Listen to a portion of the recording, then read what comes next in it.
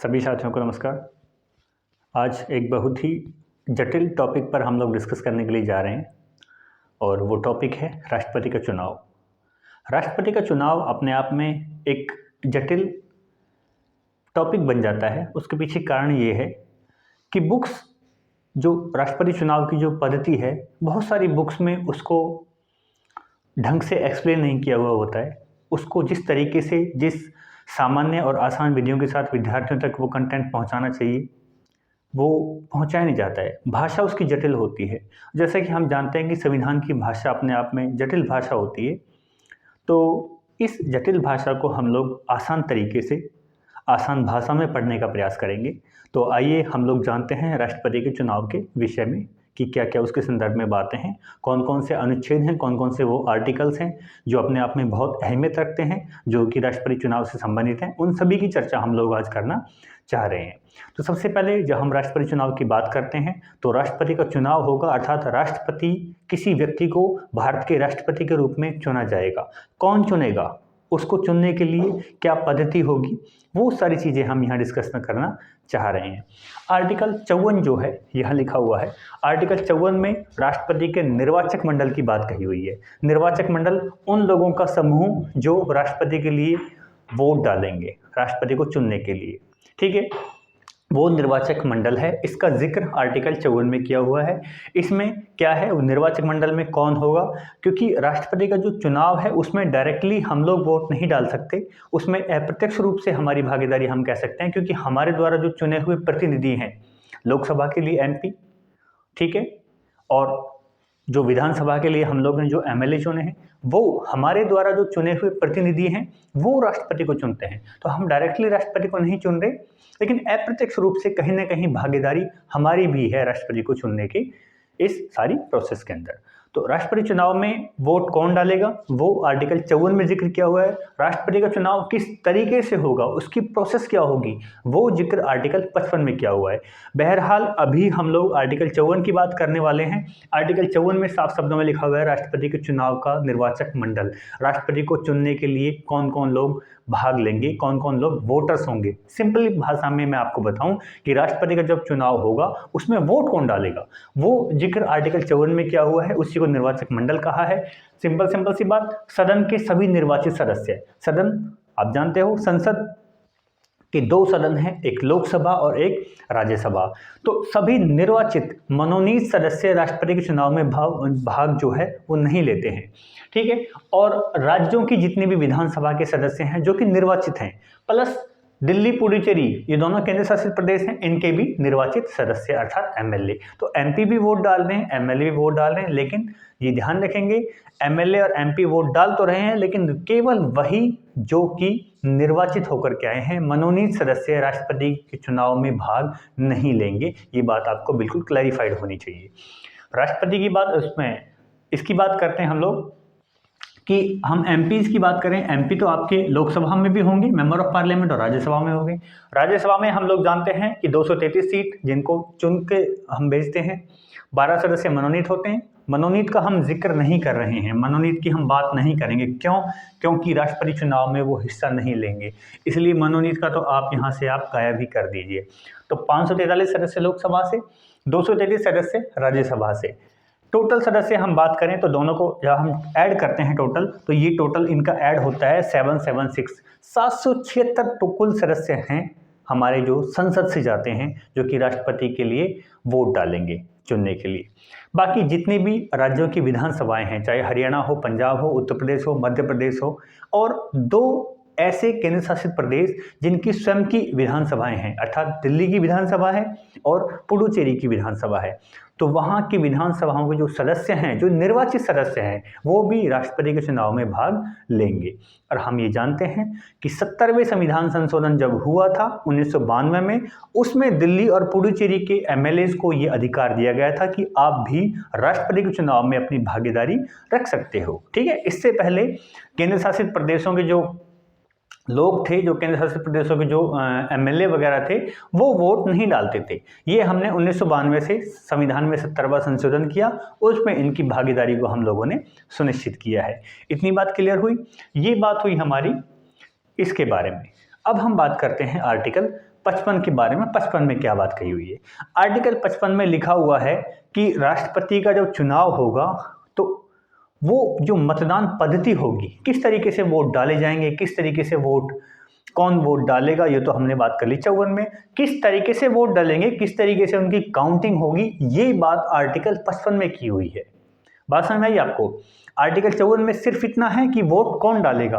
Article 55 में vote किस तरीके से डालेंगे और किस तरीके से उन वोटों की गिनती होगी, अर्थात मेथड क्या है, राष्ट्रपति के चुनाव का सिस्टम क्या है, उसकी हम लोग बात करेंगे। आर्टिकल 54 हम लोगों ने पढ़ लिया। आर्टिकल 55 में हम जानते हैं कि राष्ट्रपति का जो चुनाव होता है उसका मेथड क्या है, उसका सिस्टम क्या है, कौन से मेथड से, कौन सी प्रणाली से राष्ट्रपति का चुनाव होता है। सबसे पहले ये जानेंगे। आर्टिकल 55 में साफ साफ शब्दों में लिखा हुआ है निर्वाचन पद्धति क्या होगी। वो निर्वाचन पद्धति क्या है? निर्वाचन पद्धति में लिखा हुआ है एकल, संक्रमणीय या फिर हस्तांतरणीय, दोनों में से कोई भी शब्द आपको दिया जा सकता है। एकल, संक्रमणीय या फिर हस्तांतरणीय, अनुपातिक गुप्त मतदान प्रणाली। अब जो वीडियो आज की जो बन रही है, आज का जो लेक्चर आपके लिए जो डिलीवर किया जा रहा है, उसका सबसे मुख्य उद्देश्य यही है कि आपको जो ये मेथड है, जो निर्वाचन पद्धति है, इसकी समझ आपके अंदर विकसित की जाए कि एक्चुअल में राष्ट्रपति चुनाव होता कैसे है। क्यों? इसका मैं कारण आपको बताता हूँ। कारण इसलिए मैं आपको बता रहा हूँ कि बुक्स में डायरेक्टली ये मेथड दिया हुआ होता है, 4-5 बातें इसमें लिखी हुई होती है, लेकिन कॉन्सेप्ट की गहराई, कॉन्सेप्ट की जड़ बच्चे जान सकें, वो सब ज़्यादातर बुक्स में, सबको मैं नहीं कह रहा हूँ, ज़्यादातर बुक्स में बस इतनी शॉर्टकट लिखा होता है कि जो निर्वाचन पद्धति होगी वो एकल, संक्रमणीय, अनुपातिक मतदान, गुप्त मतदान प्रणाली होगी, बस इतना लेकर के वो फाइनल कर देते हैं। लेकिन हम इसको एक एक शब्द को मैं आपको गहराई से समझाना चाहूँगा, पूरी प्रोसेस में बताऊँगा आपको कि राष्ट्रपति का चुनाव होता कैसे है। माना ये जटिल टॉपिक है, लेकिन थोड़ा सा अगर आप ध्यान यहाँ रखोगे तो संभवतः ज़रूर आपको ये सारी की सारी चीज़ें समझ में आ जाएंगी आसानी से। ये बात क्लियर हुई? तो ये जो शब्द लिखे हुए हैं इनका मैं मीनिंग समझाऊंगा आपको। सबसे पहले मैं एक एक करके आपको समझाने का प्रयास करूंगा। एकल मतलब कि इसको इंग्लिश में बोलते हैं single transferable voting system. Single मतलब कि वोट सिंगल ही रहेगा, एक ही वोट हम ट्रांसफ़र करते जाएंगे। ठीक है? अगर एक कैंडिडेट राष्ट्रपति चुनाव की रेस से बाहर हो गया है तो उसका वोट जो है खराब नहीं जाएगा, उसके वोट को हम दूसरे बंदे को ट्रांसफ़र कर देंगे। इसलिए हम इसको बोलते हैं संक्रमणीय या फिर हस्तांतरणीय, क्योंकि वोट को ट्रांसफ़र किया जा रहा है। गुप्त क्यों है? गुप्त इसलिए क्योंकि इसमें पता नहीं चलता कि किसने किसको वोट दिया है। हो सकता है कि एक पार्टी का एमएलए या फिर एमपी किसी दूसरी पार्टी के उम्मीदवार को वोट दे रहा है। फॉर एग्जाम्पल मान के चलो कांग्रेस ने अपना कोई प्रत्याशी खड़ा किया है चुनाव के अंदर, तो हो सकता है बीजेपी के किसी एमएलए ने कांग्रेस के उस प्रत्याशी के लिए वोट दिया हो। ऐसा होता भी है, मैं बताऊंगा आपको कि क्या क्या चीज़ें इसमें जो व्यवहारिक तौर पर ये चीज़ें देखी गई हैं। एक बात ये समझ भाई कि गुप्त मतदान होता है। अनुपातिक का मतलब ये है कि इसमें जो भी कैंडिडेट खड़े होंगे चुनाव के अंदर, जितने भी जो होंगे राष्ट्रपति चुनाव में, वो उनको जीतने के लिए सबसे ज़्यादा वोट नहीं, एक निश्चित कोटा प्राप्त करना होगा। अगर वो निश्चित कोटा प्राप्त कर पाते हैं तभी उनकी जीत मानी जाएगी। ऐसा नहीं है कि जिसने, जैसे कि नॉर्मली लोकसभा के चुनाव होते हैं, विधानसभा के चुनाव होते हैं, सरपंची के चुनाव होते हैं, इनमें क्या होता है जिसको सबसे ज़्यादा वोट मिली उसको विजेता घोषित कर दिया जाता है। लेकिन यहाँ ऐसा नहीं है।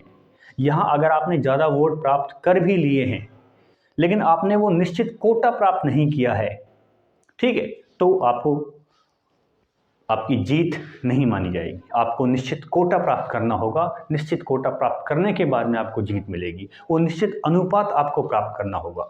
वो निश्चित कोटा या निश्चित अनुपात क्या है वो मैं एक फॉर्मूले से आपको समझाने का प्रयास कर रहा हूँ। फॉर्मूला है कुल वैध मतों का मूल्य, कुल वैलिड वोट कितने हैं। जैसे कि आपने देखा कि टोटल एमपी लगभग 776, ठीक है, 233 जो हैं वो राज्यसभा के, क्योंकि निर्वाचित एमपीज़ की बात कर रहे हैं राज्यसभा में, लोकसभा में भी निर्वाचित एमपी 543, वो 776 एमपी हैं, मेंबर ऑफ पार्लियामेंट अर्थात सांसद। और बाकी के जितने भी राज्य हैं और जितने भी केंद्र शासित प्रदेश जिनके अंदर विधानसभा का गठन हो चुका है, उनके भी निर्वाचित एमएलए जो हैं, विधायक जो हैं, ठीक है, वो सब इसमें वोट डालेंगे। तो मैं समझाने के लिए, इसमें वोट की काउंटिंग नहीं होती, वोट की वैल्यू निकाली जाती है। वोट की वैल्यू कैसे निकलेगी वो मैं आपको बाद में बताऊंगा, पहले मैं आपको अनुपात बता देता हूँ। ऐसा मान लेते हैं, इसको समझाने के लिए बताता हूँ मैं कोटा कैसे प्राप्त करते हैं। मान लीजिए जो टोटल वोट डालने वाले बंदे हैं, मैं 100 का एग्जांपल लेता हूँ क्योंकि 100 एक ऐसी संख्या है जिससे हम आसानी से हर चीज़ को समझ सकते हैं, उससे प्रतिशत भी आसानी से निकाली जा सकती है, हर चीज़ को हम आसानी से मैथमेटिकल भाषा में बहुत आसानी से समझ पाएंगे। मान लीजिए जो टोटल वोट डालने वाले बंदे हैं, राष्ट्रपति का चुनाव हो रहा है, और जो टोटल वोटर्स हैं जो उसमें राष्ट्रपति के चुनाव में राष्ट्रपति को चुनेंगे वो टोटल 100 हैं। ये मान लेते हैं कि टोटल कितने हैं, 100 हैं जो वैध मत हैं, वैलिड का मतलब जो वैध हैं, ठीक है। उसमें से कुछ वोट खराब भी हो सकती हैं, कुछ वोट हो सकता है कि जैसे 4 ऑप्शन होते हैं, ठीक है, MCQ सॉल्व करते हैं, उसमें ABCD भरना होता है, तो कई बार बच्चे क्या है A भी भर देते हैं B भी भर देते हैं, तो उस क्वेश्चन को क्या मान लिया जाएगा, गलत मान लिया जाएगा, उस क्वेश्चन को हम काट देंगे, वो क्वेश्चन की वैधता खत्म हो गई। ऐसे ही यहाँ भी ऐसे ही होता है, आप एक ही उम्मीदवार को वरीयता दोगे इसमें, ठीक है। कैसे वरीयता दी जाएगी, कैसे प्रेफरेंस देंगे, वो मैं सारी चीज़ आपको बताऊंगा। पहले आप एक निश्चित कोटा निकालना सीखते हैं कि कोटा कैसे निकलेगा। मान लीजिए टोटल जो वोट हैं वो 100 हैं, ठीक है, आपने ऐसा माना, तो हमने मान लिया कि जो टोटल वैध मतों का मूल्य है, मूल्य मैं बाद में बताऊंगा, आप फिलहाल मान लीजिए कि टोटल जो वोट हैं, टोटल वोट वैल्यू कह दीजिए या टोटल वोट कह दीजिए, वो टोटल 100 हैं, ऐसा मान लेते हैं, हम ये 100 मान लिए। अपॉन करेंगे रिक्त पद की वैकेंसी कितनी है, भाई राष्ट्रपति तो देश के लिए एक ही चुना जाएगा, है कि नहीं, तो राष्ट्रपति एक ही चुना जा रहा है, इसका मतलब वैकेंसी, राष्ट्रपति का जो पद है वो एक ही है, तो वैकेंट सीट कितनी है, एक, जिसके लिए राष्ट्रपति को हमें चुनना है, और एक में हम इस एक जोड़ देंगे, ठीक है, और जो इसकी वैल्यू आएगी उसमें भी हमें एक प्लस कर देना है। इसका मतलब ये हो गया 2, और 2 को आप 100 से डिवाइड करोगे तो 50 आना है, 50 में आप एक जोड़ेंगे तो ये आ गया 51। इसका मतलब ये हुआ अगर टोटल वोट 100 हैं तो 100 में से जो 51 मिनिमम वोट उसको कोटा वो प्राप्त करना ही पड़ेगा। जिसने 51 वाला कोटा प्राप्त नहीं किया उसको विजेता नहीं माना जाएगा, ठीक है। कैसे, इसको मैं समझाता हूँ। पहली बात, राष्ट्रपति का जो चुनाव होता है वो कोई EVM मशीन से नहीं होता, वो बैलेट पेपर पे होता है। बात समझ में आई? मान लीजिए 4 उम्मीदवार हैं, एक A है, एक B मान लीजिए, एक C और एक D। ये 4 जो उम्मीदवार हैं, ये बैलेट पेपर होगा ऐसा आपके सामने, और इस बैलेट पेपर पे आपको वोटिंग देनी है, ठीक है। कैसे देंगे, नंबर 1 बात, इसमें ऐसा नहीं है कि आप एक आदमी को ही वोट दे पाओगे, आप पसंद के हिसाब से। मान लीजिए आपसे कोई पूछे कि आपका सबसे पसंदीदा अभिनेता कौन है, आपका पसंदीदा एक्टर कौन है, तो हो सकता है आप ये कहो कि मैं पहले नंबर पे तो अजय देवगन को पसंद करता हूँ, दूसरे नंबर पे मुझे अक्षय कुमार ठीक लगता है, तीसरे नंबर पे मैं यूँ कहूँ कि अनिल कपूर ठीक है, चौथे नंबर पे मैं रणबीर कपूर को मानता हूँ, रणबीर कपूर ठीक है। आपने अपनी पसंद के हिसाब से, अपने पसंद के हिसाब से उनको प्रेफर किया है। आपने पहले नंबर पे किसको रखा है, दूसरे पे रखा है, तीसरे पे रखा है, चौथे पे रखा है, ठीक है।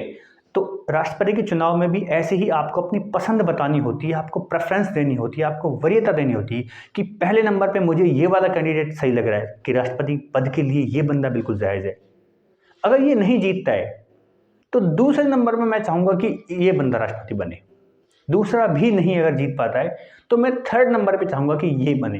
तो इस प्रकार से जो राष्ट्रपति का चुनाव होता है उसमें हम प्रेफरेंस देते हैं, वोट केवल एक बंदे को हम देते हैं, वो प्रेफरेंस देते हैं, लेकिन हम चारों बंदों को सेलेक्ट करेंगे। ऐसा मान लीजिए कि टोटल 4 बंदे राष्ट्रपति चुनाव में खड़े हुए हैं, 4 बंदे खड़े हुए हैं, और मैंने ये कहा कि भाई मेरी जो पहली पसंद है वो A है, दूसरी मेरी पसंद क्या है, C है, और मेरी तीसरी पसंद क्या है, D, और मेरी चौथी पसंद B है। ऐसा हो सकता है ABCD कोई 4 बंदे हैं, उनको मैं अपनी पसंद से, अपनी प्रेफरेंस से।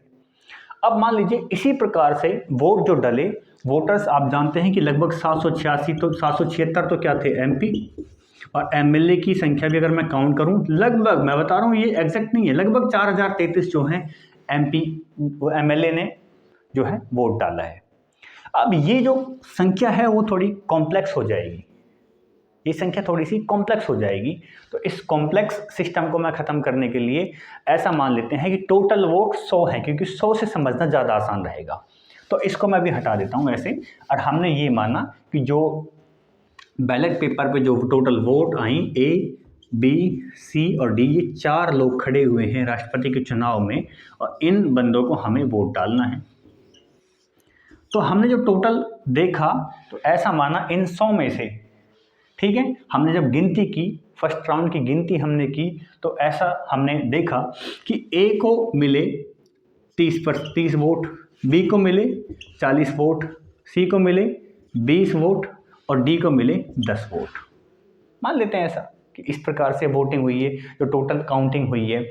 ये राउंड फर्स्ट की मैं बात कर रहा हूँ कि पहले राउंड की जो वोटिंग हुई है, ये राउंड फर्स्ट है। पहले राउंड की जो वोटिंग जो हुई उसमें जो वोट जो मिले वो 30 वोट मिले 100 में से ए को, बी को मिले 40, सी को मिले 20, डी को मिले 10। अब आपको ऐसा लग रहा होगा कि बी जीतने वाला है क्योंकि बी के वोट सबसे ज़्यादा हैं, लेकिन ऐसा ज़रूरी नहीं है कि बी जीते। हो सकता है ए जीत जाए, बेशक उसकी कम है वोट, ठीक है। ये क्या चक्कर है, इसको मैं समझाऊंगा आपको, ये मैं आपको बताऊंगा। उससे पहले मैं आपको कुछ चीज़ें ऐसी बता देता हूं जो वोट वैल्यू कैसे निकलती है, वोट की वैल्यू कैसे निकलेगी। देखिए, हम इसमें वोट नहीं, वोट की वैल्यू निकालते हैं। वोट की वैल्यू कैसे निकालते हैं, पहले मैं आपको बताता हूं कि भाई राज्यों की विधानसभा के जो निर्वाचित सदस्य होते हैं वो भी वोट डालते हैं, और जो संसद के सदस्य अर्थात लोकसभा राज्यसभा के जो सदस्य होते हैं निर्वाचित, मनोनीत नहीं, वो भी वोट डालते हैं। तो उनकी वोट की वैल्यू कैसे निकालते हैं, वोट वैल्यू निकालने का, वैध मतों का मत मूल्य निकालने के लिए, वोट वैल्यू निकालने के लिए फॉर्मूला है एमएलए का। मैं पहले आपको बताऊंगा, उसके बाद मैं एमपी का बताऊंगा। एमएलए की वोट वैल्यू निकालने का सिंपल सा फॉर्मूला है, उस जिस भी राज्य का वो एमएलए है, ठीक है, उस राज्य की जनसंख्या क्या है, और इस जनसंख्या को भी हम मानते हैं आधार वर्ष इसके लिए 1971। जनसंख्या आज की नहीं लेंगे, जनसंख्या हम मानते हैं 1971 की। बकायदा संविधान में लिखा हुआ है आर्टिकल 55 में, आर्टिकल 55 में लिखा हुआ है, ठीक है। 1971 को ही हम आधार वर्ष मानते हैं, जनसंख्या इसको मानते हैं कि 1971 की जब जनगणना हुई थी उस समय जनगणना क्या थी, उस समय की राज्य की। और राज्य में कुल निर्वाचित विधायक कितने हैं, उस राज्य में एमएलए की सीट कितनी है, टोटल एमएलए जो हैं जो चुन के आए हैं वो एमएलए कितने हैं। और इसको क्या करेंगे हम, इसको हम 1000 से डिवाइड कर देते हैं, इसको हम 1/1000, ठीक है, इसको हम 1000 से डिवाइड कर देते हैं, जो वैल्यू इसको आएगी। क्या प्रोसेस है, अब आपके मन में एक विचार आया होगा या क्वेश्चन आया होगा कि हमने हर चीज़ हम अपडेट करते जा रहे हैं, हमने जनसंख्या को अपडेट क्यों नहीं किया, जनसंख्या हम आज की क्यों नहीं ले रहे, हमने 1971 की ही क्यों ली है। उसके पीछे का कारण ये है, जब देश आज़ाद हुआ 1950-51 के टाइम से ही हम लोगों ने दुनिया भर की योजनाएं शुरू कर दी कि हमें जनसंख्या के ऊपर नियंत्रण करना है, हमें पॉपुलेशन को कंट्रोल करना है। सरकारें अथक प्रयास कर रही थी कि जनसंख्या नियंत्रण हो। तो जो साउथ के जो राज्य हैं, कर्नाटका, तमिलनाडु, केरला, जितने भी साउथ के राज्य हैं, उन्होंने इस मामले को थोड़ा सीरियस लिया। और वो लोग, मैं मानता हूँ कि नॉर्थ इंडिया के बजाय वो लोग चीज़ों को समझने में थोड़ा ज़्यादा रुचि लेते हैं, तो उन्होंने इस बात पे अमल करना शुरू कर दिया कि जनसंख्या वास्तव में कम होनी चाहिए। तो 1960 के दशक में ये देखा गया कि साउथ वाले जो राज्य थे उन्होंने जनसंख्या पर नियंत्रण कर लिया, जनसंख्या कम हो गई। नॉर्थ वालों की अभी भी वही चल रही थी, ठीक है, जनसंख्या लगातार उनकी बढ़ोतरी चल रही थी, लेकिन साउथ के जो राज्य थे उन्होंने जनसंख्या को काफ़ी हद तक कंट्रोल कर लिया। लेकिन अब आप देखोगे, जिस राज्य की जनसंख्या ज़्यादा होगी उस राज्य की वोट वैल्यू ज़्यादा होगी, ठीक है, ये तो सिंपल सा मैथ है। जिस राज्य की जनसंख्या ज़्यादा होगी तो उसकी वोट की वैल्यू ज़्यादा होगी। अब 1970 में, 1970 में जो साउथ वाले जो राज्य थे, साउथ के जो राज्य थे, उन्होंने इंदिरा गांधी के सामने प्रश्न रखा कि हम तो लगातार जनसंख्या कम कर रहे हैं, जबकि नॉर्थ वाले इस बात पे बिल्कुल भी रुचि नहीं दिखा रहे हैं, बिल्कुल भी ध्यान नहीं दे रहे हैं, और जबकि जनसंख्या कम होने की वजह से हमें ये नुकसान उठाना पड़ रहा है कि हमारी वोट की वैल्यू कम हो रही है। कोई भी राष्ट्रपति का चुनाव हो या फिर राज्यसभा का चुनाव हो, जो भी इस प्रकार के चुनाव हैं जहाँ जनसंख्या की जो है बात आ रही है सामने, तो उन्होंने ये कहा कि हमारी तो वैल्यू कम हो रही है क्योंकि हमारी वोट की वैल्यू कम हो रही है, इसीलिए हमारी वैल्यू कम है। अब इंदिरा गांधी के सामने ये प्रश्न काफ़ी गंभीर था। इंदिरा गांधी ने क्या काम किया, इंदिरा गांधी ने सोच विचार किया और इंदिरा गांधी ने किया कि अब तक तो जो जनसंख्या है जो है, अब 1971 की जो जनसंख्या रहेगी हम उसी जनसंख्या के आधार पर वो करेंगे, आगे की जो कैलकुलेशन हम करेंगे राष्ट्रपति चुनाव में या अन्य किसी चुनाव में, तो हम वो 1971 को ही आधार रखेंगे। इसके लिए क्या किया, इसके लिए 42वां संविधान संशोधन किया गया। और 42वें संविधान संशोधन को तो बताने की मुझे ज़रूरत ही नहीं है, 1976 में हुआ था।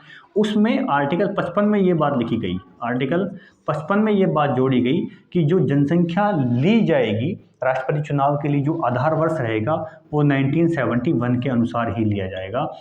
कब तक? 2000 ईस्वी जो आएगी, ठीक है, उसकी पहली जनगणना तक। तो 2000 की जो पहली जनगणना 2001 में जनगणना होगी, ठीक है। तो 2001 भी आ गया। अब आप कहोगे कि आज के दिन हम 2023 में हैं वर्तमान में, लेकिन अभी भी ये 1971 का ही फॉर्मूला चल रहा है। ऐसा क्यों?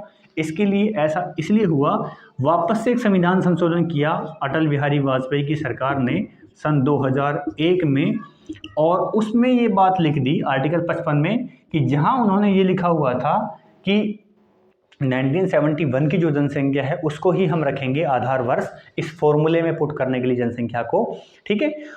और इसको हम 2026 तक बढ़ा रहे हैं कि 2026 तक हम यही रखेंगे 1970 वाली।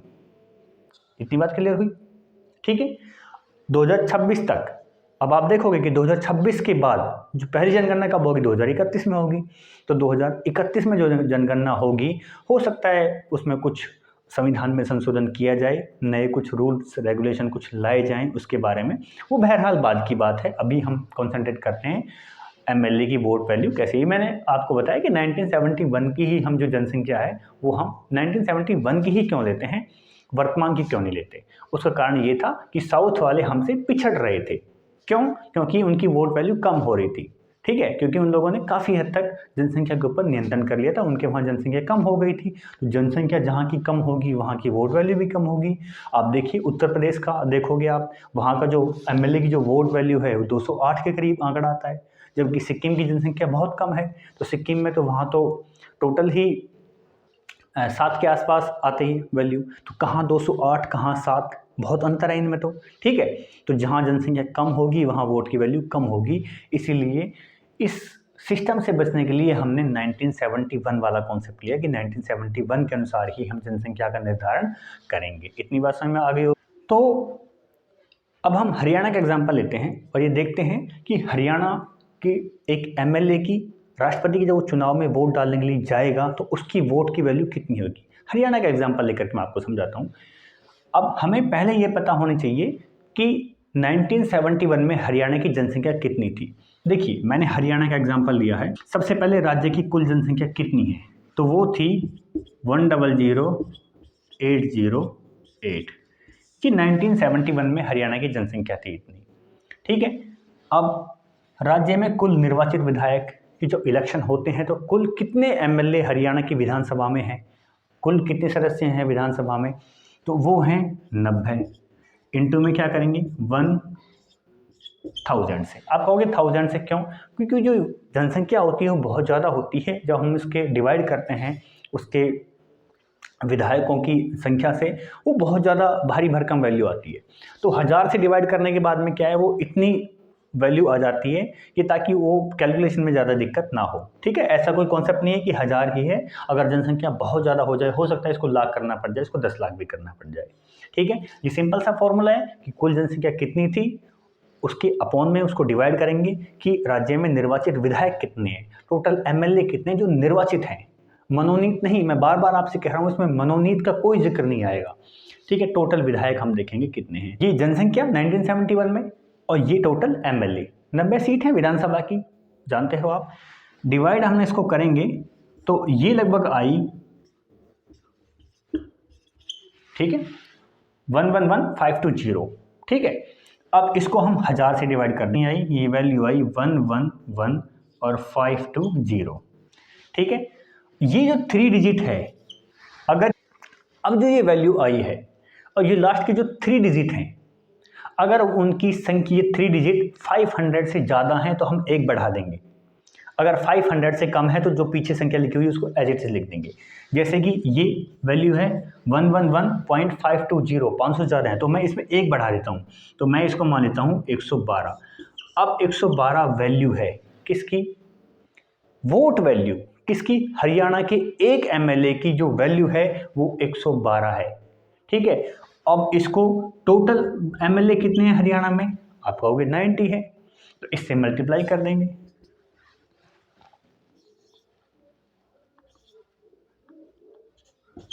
ठीक है, ये इसकी वैल्यू आ गई। ठीक है, तो ये इसकी वैल्यू आई, टोटल हरियाणा की जो एमएलए की वोट वैल्यू इतनी है। बात क्लियर हुई? ठीक है, ये आपको कॉन्सेप्ट समझ में आया इतना? ये वोट वैल्यू हमने किसकी निकाली? एमएलए की। आप कहोगे हमने राज्य की विधानसभाओं के जो निर्वाचित सदस्य हैं उनकी वोट वैल्यू तो निकाल दी, लेकिन जो एमपी हैं, जो संसद के जो सदस्य हैं, लोकसभा राज्यसभा, जो 776 जो मेंबर हैं, उनकी वोट वैल्यू कैसे निकालते हैं उसका भी एक फॉर्म। अब हम ये सीखने का प्रयास करते हैं कि एमपी मेंबर ऑफ पार्लियामेंट जो सांसद होते हैं, चाहे वो लोकसभा का सांसद हो चाहे वो राज्यसभा का सांसद हो, उसकी वोट वैल्यू कैसे निकलेगी। उसका सिंपल सा फॉर्मूला दिया हुआ है। सांसदों का मत मूल्य कैसे निकलेगा?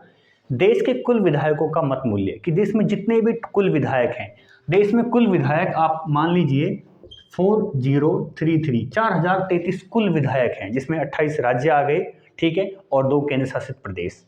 ठीक है, ये हो सकता है थोड़ा अप डाउन हो, आपको कॉन्सेप्ट समझना है, इस डाटा पे ध्यान नहीं देना है। ठीक है, तो देश के जो कुल विधायकों का जो मत मूल्य है वो हर एक राज्य का मत मूल्य अलग अलग होता है। मैंने बताया, जैसे कि मैंने बताया कि लगभग 129 जो है वो राजस्थान का है, 112 हरियाणा के एक एमएलए का मत मूल्य है। यूपी का सबसे ज़्यादा है, देश में सबसे ज़्यादा मत मूल्य किसका है? यूपी, क्योंकि वहाँ जनसंख्या बहुत ज़्यादा है, वहाँ 208 है। ठीक है, उसके बाद 7 जो है वो सिक्किम का है, सबसे कम है वहाँ। ठीक है, बात इतनी क्लियर हुई? सिंपल सा फॉर्मूला, देश में कुल विधायकों का कुल मत मूल्य, टोटल जितने भी विधायक हैं उनको सबका हमने टोटल ऐड किया, तो हमारे पास जो डाटा आया वो आया 543231, ये आया लगभग। ठीक है, ये कुल मत मूल्य आया है किसका? 5,43,231। ठीक है, ये वोट वैल्यू टोटल एमएलए जितने भी हमारे देश में हैं सबका मिला करके, उसको हमें डिवाइड करना है कुल सांसदों की संख्या। सांसदों की संख्या मुझे बार बार बताने की जरूरत नहीं होनी चाहिए। 543 हो गए निर्वाचित लोकसभा के और 233 सदस्य हो गए राज्यसभा से, और टोटल हो गए 776। इसको हमने डिवाइड किया 776 से, तो ये निकल करके आती है 700, अर्थात एमपी की जो वोट वैल्यू निकलेगी वो 700 निकली है। ठीक है, अब ये 700 निकली है, देख पा रहे हो? ये टोटल जो वैल्यू निकली है वो 700 के करीब निकली है। ठीक है, और टोटल हैं कितने? ये एक एमपी की वोट वैल्यू मैं यहां बता देता हूं आपको।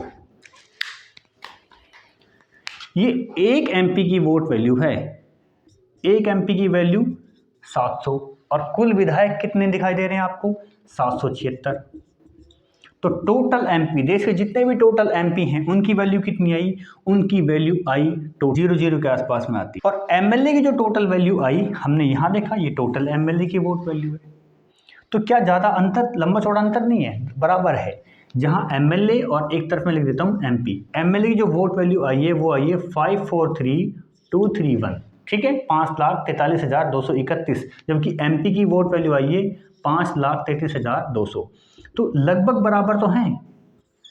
इसका मतलब आपको क्या पता लगा? इसका मतलब राष्ट्रपति चुनाव में जितनी भागीदारी केंद्र सरकार अर्थात संसद की है, ठीक है, उतनी ही भागीदारी राज्यों की भी है। ये बकायदा एक सिद्धांत के रूप में आर्टिकल 55 में ये बात लिखी हुई है कि पैरिटी होनी चाहिए, समतुल्यता होनी चाहिए। राज्य केंद्र पर हावी ना हो, केंद्र राज्यों पर हावी ना हो, दोनों का समान उनको पावर दी गई है।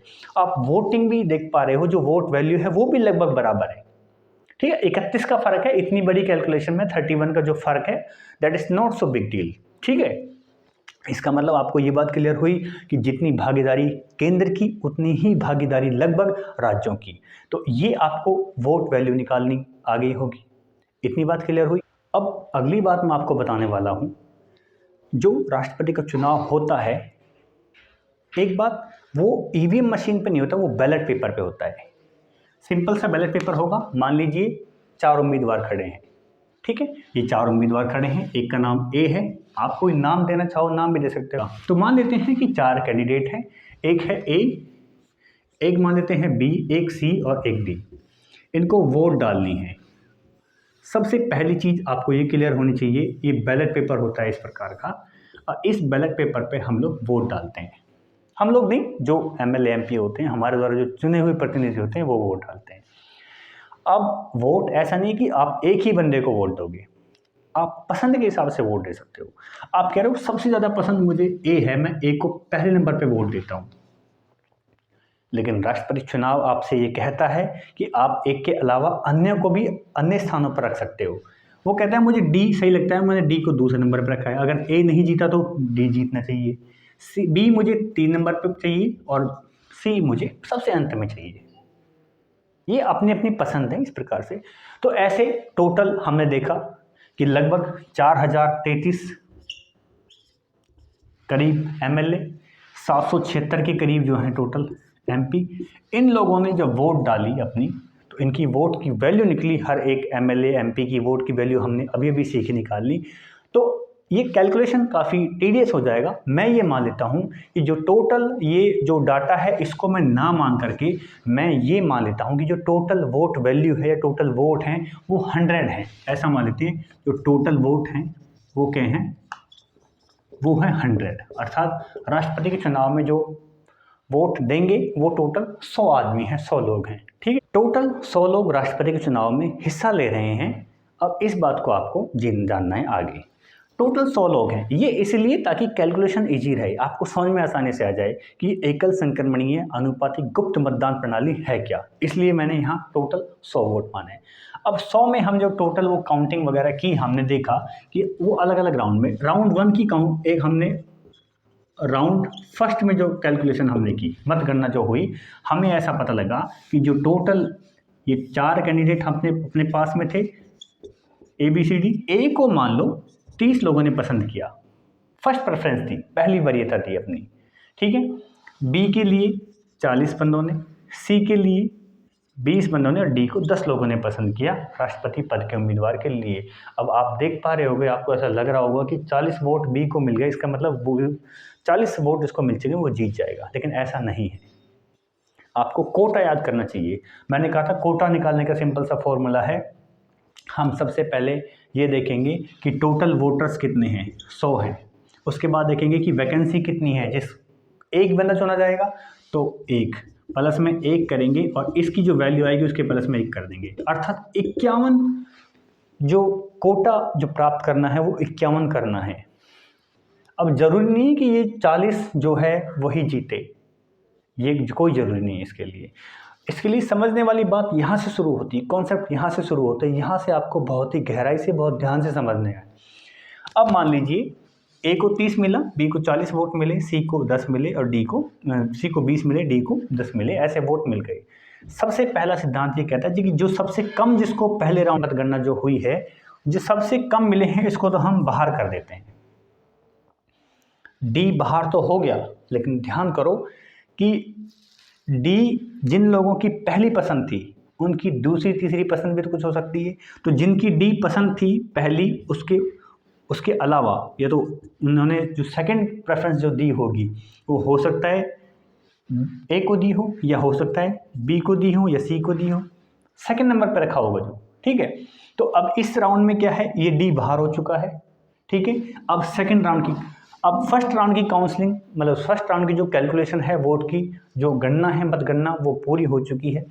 किसी ने भी 51 वोट प्राप्त नहीं किए, इसलिए हम सेकंड राउंड पे जाएंगे, दोबारा से हम उसकी कैलकुलेशन करना शुरू करेंगे, उसकी हम गिनती करना, काउंटिंग शुरू करेंगे हम। ठीक है, तो सेकंड राउंड की जो काउंटिंग है वो यहाँ शुरू होगी। यहाँ मान लेते हैं ये आपका जो है सेकंड राउंड यहाँ से शुरू हुआ। सेकंड राउंड में हमने क्या देखा, ये बात आपको ध्यान से देखनी है। यहाँ से ए, बी और सी कैंडिडेट 3 ही बचे हैं। क्यों? क्योंकि डी तो पहले राउंड में ही बाहर हो चुका है। अब समझने वाली बात ये है कि जो डी को जिन्होंने पहले नंबर पे रखा है, भाई डी 10 लोग ऐसे थे जिनको डी पसंद था, 1 नंबर पर उन्होंने डी को रखा था, लेकिन उन्होंने सेकंड प्रेफरेंस में रखा होगा। हो सकता है सेकंड प्रेफरेंस की अगर मैं बात करूं, मैं सेकंड प्रेफरेंस की बात करूं कि सेकंड नंबर पे किस किस को रखा है।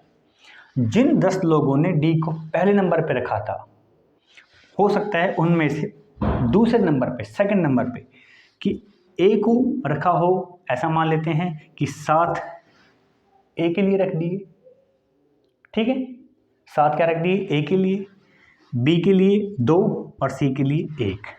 मतलब समझो, मतलब क्या कह रहा हूँ मैं, कह रहा हूँ एक एक चीज़ समझने वाली है भाई। डी तो फर्स्ट राउंड में बाहर हो गया। 10 लोग ऐसे थे जिन्होंने डी को पहले नंबर पे रखा था, फर्स्ट प्रेफरेंस पे रखा था। जिन्होंने डी को फर्स्ट प्रेफरेंस पे रखा उन्होंने सेकंड नंबर पे भी तो किसी को रखा होगा। तो डी को तो फर्स्ट पे रख लिया, तो सेकंड पे किसको रख सकते हैं? ऑब्वियसली 3 ही ऑप्शन बचे हैं, या तो ए को, या बी को, या सी को। तो ए को, या बी को, या सी को। तो इन 10 लोगों में से 7 लोग ऐसे थे जिन्होंने ए को सेकंड नंबर पे रखा है, ठीक है। 2 लोग ऐसे हैं जिन्होंने बी को सेकंड नंबर पे रखा है, और केवल एक बंदा ऐसा है जिन्होंने सी को सेकंड नंबर पे रखा है। अब जो वो बाहर हो चुका है डी, लेकिन उसकी जो 10 लोग थे उनकी जो वोट है वो ऐसा नहीं है कि वो ख़त्म हो गई, वो खारिज हो गई, नहीं, ऐसा बिल्कुल भी नहीं है। अब ये वोट संक्रमित कर दी जाएंगी, हस्तांतरित कर दी जाएंगी, ट्रांसफ़र कर दी जाएंगी। सिंगल वोट वही रहेंगी, ठीक है, सिंगल की सिंगल वोट ट्रांसफ़र होती रहेगी। तो जो ये 10 की 10 वोट हैं ये ट्रांसफ़र हो गई किस किस के लिए? भाई डी तो बाहर हो गया क्योंकि सबसे कम मिलती है, लेकिन इसकी जो सेकंड चॉइस, जो डी वाले जो 10 लोग थे डी को पहले नंबर पे चाहने वाले, उनकी जो सेकंड चॉइस थी वो ए के लिए 7, बी के लिए 2, सी के लिए 1 लोग आए। तो अब ये जो वोट हैं वो ट्रांसफ़र हो गई सेकंड राउंड में इनके लिए। देखो ए को पहले राउंड में कितनी मिली थी, ठीक है, 30 बात समझ भाई। बी को कितनी मिली है, 40, और सी को कितनी मिली है, 10। ये फर्स्ट राउंड की बात मैं कर रहा हूँ। अब फर्स्ट राउंड से डी बाहर हो गया, सेकेंड राउंड में हमने इसकी वोट को ट्रांसफ़र कर दिया इसकी सेकंड प्रेफरेंस के हिसाब से। अब 7 लोग ऐसे हैं जिन्होंने ए को सेकंड नंबर पर रखा है। अब वो सेकंड पोजीशन वाले जो ए को सेकंड पोजीशन पर रखा है, अब वो ए के लिए फर्स्ट पोजीशन बन गई है। क्यों? क्योंकि ए को 7 लोगों ने पसंद किया है इन 10 में से, तो वो 7 वोट यहाँ आ गई, तो ये हो गई 7 इसमें जुड़ गई। बी को 2 लोगों ने पसंद किया था सेकंड नंबर पे, तो ये 2 वोट यहाँ पे आ गई। सी को 1 लोग ने पसंद किया, वो यहाँ आ गई। अर्थात अब सेकेंड राउंड में टोटल 37 वोट तो किसकी हो गई, ए की, और 42 वोट्स किसकी हो गई, बी की, और टोटल 21 वोट्स किसकी हो गई, ये सी की। ये बात है सेकेंड राउंड में जो काउंसलिंग हुई है, काउंटिंग जो हुई है। अब ध्यान देने वाली बात, क्या यहाँ पर भी किसी ने 51 वोट प्राप्त किए? आप कहोगे नहीं। इसका मतलब जो निश्चित अनुपात जो प्राप्त करना था, क्या वो प्राप्त किया है? अभी तक भी नहीं किया है। तो अब थर्ड राउंड में हम लोग जाएंगे। यहाँ 37, यहाँ 42, यहाँ 21, 51 प्राप्त नहीं हुआ। जब तक एक निश्चित अनुपात, निश्चित कोटा प्राप्त नहीं हो जाएगा, तब तक हम इस काउंटिंग, वोट काउंटिंग के राउंड को बढ़ाते रहेंगे, ठीक है। आगे चलते हैं, आगे क्या होता है, आगे देखिए। अब मैं ये कोटा जो है यहाँ लिख देता हूँ इसको कि ये हमारा कोटा है, ये 51, ठीक है। समझने के लिए हमने ये देखा कि सेकंड राउंड में भी किसी को भी निश्चित अनुपात में जो कोटा है 51 जो वोट प्राप्त करनी थी, वो 51 वोट प्राप्त नहीं हुई। इसका मतलब हम और आगे जाएंगे। हम फर्स्ट राउंड में कंप्लीट नहीं हुई, सेकंड राउंड में आए। सेकंड राउंड में काउंसलिंग जो सेकंड राउंड की जो काउंटिंग में भी निश्चित अनुपात प्राप्त नहीं हुआ, तो हम थर्ड राउंड की काउंटिंग करेंगे। थर्ड राउंड की काउंटिंग कैसे करेंगे, इसके लिए बहुत आपको यहाँ से समझने वाला पॉइंट है। अब हम प्रेफरेंस हम लोग देख रहे हैं कि भाई डी को जिन 10 लोगों ने पसंद किया था, वो डी को पहले नंबर पे वरीयता उन्होंने दी थी। तो डी को जो 10 लोग वो थे जिन्होंने डी को पहले नंबर पे रखा था। अब उन 10 में से डी को पहले नंबर पे रखा है, लेकिन वो उन्होंने सेकंड नंबर पे भी किसी ने किसी को रखा होगा। हमने देखा कि ए को पसंद करने वाले सेकंड नंबर पे 7 लोग थे, बी को 2 लोग थे, सी को 1 लोग थे। इस प्रकार से जो काउंटिंग, ये वोट ट्रांसफ़र हो गई, यहाँ ये टोटल आंकड़ा हमारे पास ये आया।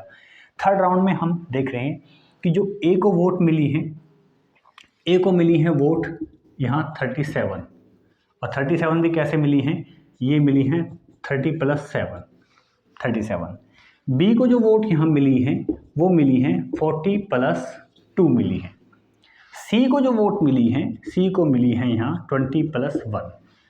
ध्यान देने वाली बात, मैं कह रहा हूँ जैसे जैसे राउंड आगे बढ़ेंगे तो इस राउंड में हमने देखा कि इसकी वोट सबसे कम है तो ये बाहर हो गया।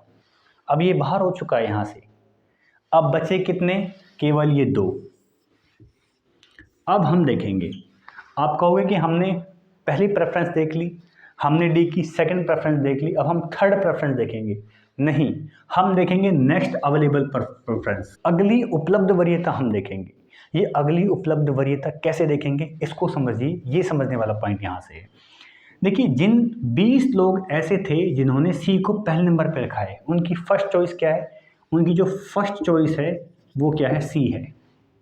लेकिन इन 20 लोगों की सेकंड चॉइस भी तो होगी कुछ ना कुछ। सी को तो उन्होंने पहले नंबर पर रख दिया इन 20 लोगों ने, तो सेकंड नंबर पर किसको रखेंगे? या तो ए को रख सकते हैं, या बी को, या डी को। इतनी सी तो बात है, ठीक है। इस पोजीशन पर रख सकते हैं। अब ऐसा मान लीजिए कि इन 20 में से टोटल 12 लोग ऐसे हैं जिन्होंने ए को सेकंड नंबर पर रखा है। ये सेकंड नंबर पर रखने वाली बात है। बी को रखने वाले टोटल जो हैं 5 लोग हैं, और डी को रखने वाले टोटल 3 लोग हैं। ये बात समझ में आई इतनी? ठीक है। मैंने कहा अगली उपलब्ध वरीयता, तो इस राउंड में सी बाहर हुआ। थर्ड राउंड जैसे हम पहुंचे तो सी के टोटल वोट मिले हैं 20 +1। +1 को मैंने अलग से लिखा है, क्यों? क्योंकि ये एक वोट इसके पास ट्रांसफर होके आया था, किसका? डी का। अब ये जो डी का, ये इसके पास में क्या था? ये जो एक वोट है वो ये है कि जिसकी फर्स्ट चॉइस जो थी वो डी थी, ठीक है, और सेकंड चॉइस वो सी हमने लिखा ही यहाँ क्योंकि ट्रांसफर हो गया है। इसकी भी तो थर्ड चॉइस कुछ होगी, और ऐसा मान लेते हैं कि इसकी भी थर्ड चॉइस क्या है? ए है, ऐसा मान लेते हैं। ठीक है, इतनी बात क्लियर हुई आपको? अब क्या होगा?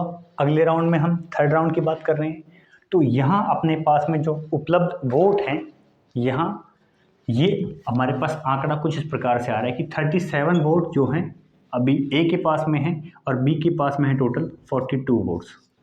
आपको लग रहा था कि बी के पास ज़्यादा वोट हैं तो वोट बी जीतेगा, लेकिन अभी भी बी हार सकता है। कैसे? अब ये वोट ट्रांसफ़र होंगी। जिन्होंने 20 जो सी की वोट थी, जिन्होंने सी को पहले नंबर पर रखा था, वो 20 लोग थे। सी को उन्होंने पहले नंबर पर रख दिया, तो सेकंड नंबर पर वो किसको रख सकते हैं? तो ए को, या बी को, या डी को। तो अब इन 20 लोगों में से सेकंड चॉइस पे 12 लोगों ने ए को सेकंड चॉइस पर रखा, 5 लोगों ने बी को सेकंड चॉइस के नाम पे रखा, और डी को 3 लोगों ने रखा। क्लियर हो रही बात? अब ये वोट ट्रांसफ़र होकर के कहाँ चलेगी? क्योंकि डी जो है वो बाहर हो चुका है। और इस डी की हम बात करें तो इस डी के पास में भी आप देख पा रहे हो कि जिन्होंने डी को सेकंड नंबर पे रखा है, तो उनके पास भी तो थर्ड नंबर विकल्प होगा कि वो थर्ड नंबर पे किसको रखें। जिन 3 लोगों ने डी को सेकंड नंबर पे रखा है, उन्होंने थर्ड नंबर पे रखा होगा। तो ये मान लेते हैं भाई डी जो है वो फर्स्ट चॉइस तो हो गई इसकी सी, सेकंड चॉइस हो गई डी, लेकिन 3 लोग ऐसे हैं जिन्होंने फर्स्ट पे रखा जो डी, सेकंड पे रखा डी को, ठीक है। तो उनकी थर्ड चॉइस क्या है? हो सकता है ए होगा या बी। अब ये मान लेते हैं इन 3 में से ए को चाहने वाले 2 हैं और बी को चाहने वाला 1 है, जिन्होंने तीसरे नंबर पे बी को यहाँ रखा है। थोड़ा कॉम्प्लेक्स है, लेकिन थोड़ा ध्यान दोगे तो आपको चीज़ें क्लियर होंगी। मैंने कहा नेक्स्ट अवेलेबल प्रेफरेंस देखेंगे इसमें, ठीक है। हमने डी को अलग से मैंने क्यों इसको बताया है? इसलिए बताया क्योंकि डी बाहर हो चुका है, लेकिन उसकी जो चॉइस है उसका तो ध्यान रखेंगे हम कि उसने पहले नंबर पर किसको रखा है, दूसरे नंबर पर किसको रखा है। तो डी 3 लोग वो थे जिन्होंने डी को सेकंड नंबर पर रखा था, लेकिन इन 3 लोगों में से थर्ड नंबर पे भी तो रखेंगे। ये 3 लोग थर्ड नंबर पे किसी को रखेंगे, तो इन 3 लोगों में से 2 लोग ऐसे हैं जिन्होंने ए को थर्ड नंबर पे रखा, और 1 लोग ऐसे हैं जिसने बी को फर्स्ट नंबर पे रखा, जो है 1 लोग ऐसा है जिसने बी को थर्ड नंबर पे रखा है। ये थर्ड जो है चॉइस की बात हो रही है इस डी वाले केस में।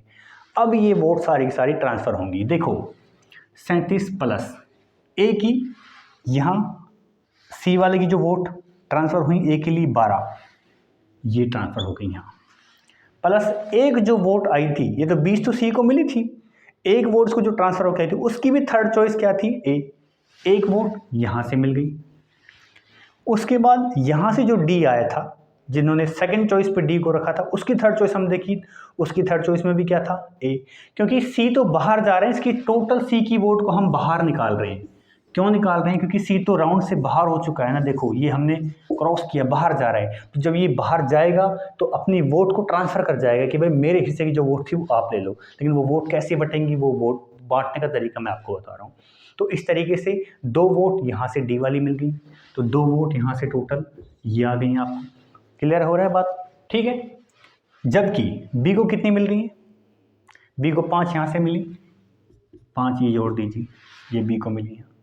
एक यहाँ से मिल रही है क्योंकि डी जो डी की थर्ड चॉइस थी ये वाली, एक वोट आप यहाँ से कर दीजिए। तो अब गणना हुई, टोटल काउंटिंग हुई ए और बी के लिए, 37 और 12 49, 49 और 1 50 और 2 52, ये कितनी आई, 52। यहाँ 42 और 5 47 और 1 48 और ये 48 वोट। टोटल करोगे 100 ही आएगा। इसका मतलब वोट ट्रांसफ़र होती हुई चलेगी, सिंगल एक वोट भी कम नहीं हुई। बी को 52 मिला। अब आप कहोगे विनर कौन? आप कहोगे विनर ये है, क्योंकि इसने निश्चित कोटा प्राप्त कर लिया है। कोटा ध्यान आया आपको? कोटा कैसे निकाला था? कोटा हमने निकाला था कि टोटल वोट कितनी है अपॉन में वैकेंसी कितनी है, 1 प्लस में 1 कर देंगे और इस सारी वैल्यू के हम प्लस में 1 कर देंगे, तो टोटल कोटा आया था 51, कि 51 वोट या उससे अधिक जो वोट वैल्यू प्राप्त कर लेगा वो जीत जाएगा इस चुनाव को। तो इस प्रकार से बी ने ये चुनाव जीत लिया। ठीक है। अब आपको ऐसा लग रहा हो ये काफ़ी जीत के करीब है, लेकिन इसने निश्चित कोटा तो प्राप्त नहीं किया, निश्चित अनुपात तो इसने प्राप्त नहीं किया। इसलिए इसको बोलते हैं एकल संक्रमणीय अनुपातिक गुप्त मतदान प्रणाली।